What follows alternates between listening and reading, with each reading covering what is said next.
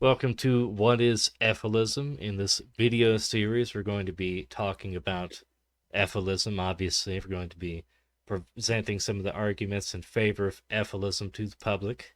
I am Vormulac. And I am Nero. The first part of any video series of this nature is defining the philosophy.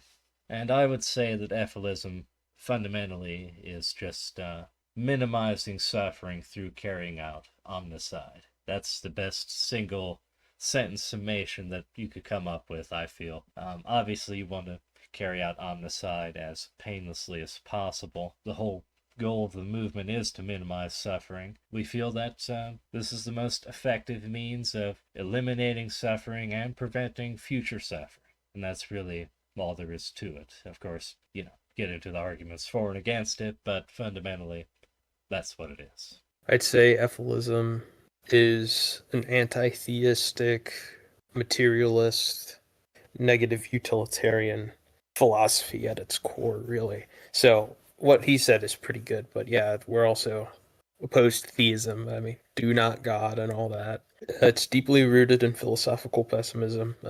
Since we don't think life has a purpose, we don't think it serves any essential function in the universe. We think it's full of just gratuitous suffering.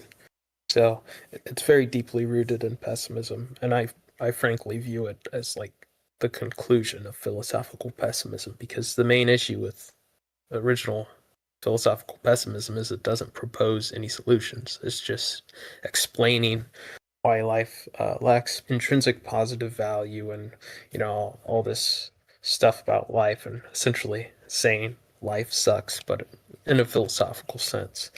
But the issue is it didn't propose any solutions. I mean, what was Arthur Schopenhauer talking about? Oh, art and aestheticism? I mean, come the fuck on.